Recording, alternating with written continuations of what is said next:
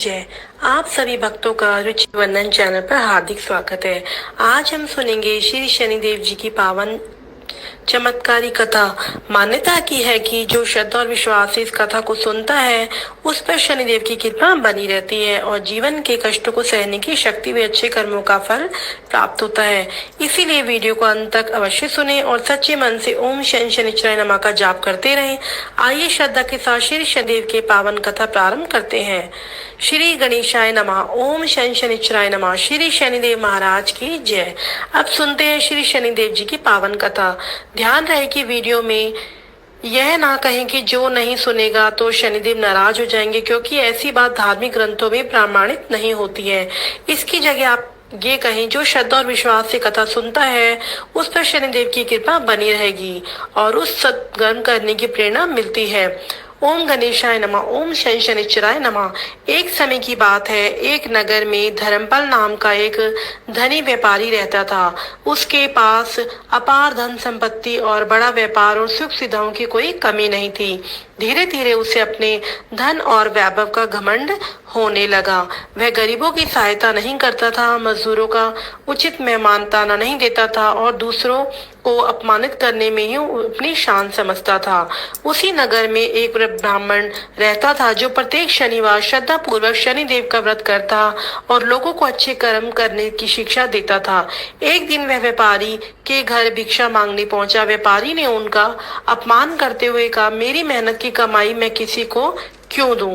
ब्राह्मण मुस्कुराए और बोले, पुत्र, धन हमेशा साथ नहीं रहता, मनुष्य के कर्म ही उसके सच्चे साथी होते हैं। शनिदेव न्याय के देवता हैं। वे प्रत्येक व्यक्ति को उसके कर्मों के अनुसार फल अवश्य देते हैं। लेकिन व्यापारी ने उनकी बात पर ध्यान नहीं दिया। कुछ ही समय बाद व्यापारी के जीवन में कठिनाइयां आने लगी। व्यापार में लगातार घाटा होने लगा। जिन लोगों पर उसने भरोसा किया था वह उसे धोखा देकर चले गए। परिवार में कलह बढ़ गया और उसका स्वास्थ्य भी बिगड़ने लगा। वह समझ नहीं पा रहा था कि ये सब क्यों हो रहा है।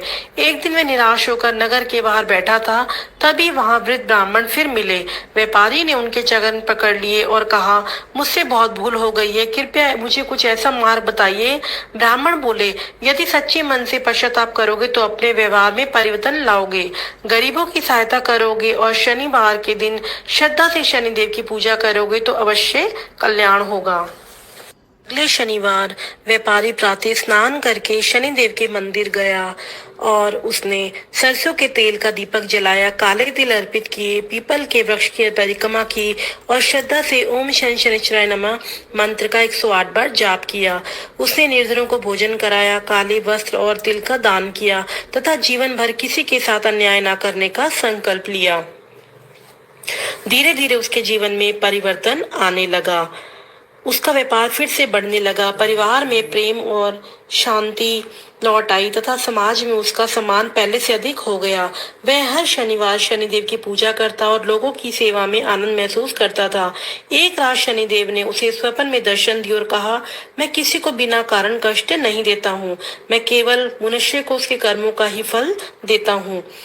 जो सत्य, न्याय और ईमानदार और सेवा का मार्ग अपनाता है उस पर मेरी कृपा सदैव बनी रहती है। व्यापारी की आंखें खुल गई। उसने प्रण किया कि वह कभी अहंकार नहीं करेगा और सदैव धर्म के मार्ग पर चलेगा। उस दिन से उसका जीवन सुख, शांति और समृद्धि से भर गया। तो इस कथा से हमें यही शिक्षा मिलती है, शनिदेव न्याय के देवता हैं। वे कर्मों के अनुसार ही फल देते हैं। अहंकार, छल और अन्याय का अंत निश्चित है। सत्य, ईमानदार, दान, सेवा और अच्छे कर्म करने वाले पर शनिदेव की कृपा बनी रहती है। शनिवार के दिन श्रद्धा से शनिदेव की पूजा, कथा श्रवण और मंत्र जाप करने से मन को शांति तथा अच्छे कर्म करने की प्रेरणा मिलती है। तो यहीं पे समाप्त होती है हमारी शनिदेव महाराज की कथा। तो बोलिए श्री शनिदेव महाराज की जय। ओम शनि शनिश्चराय नमः।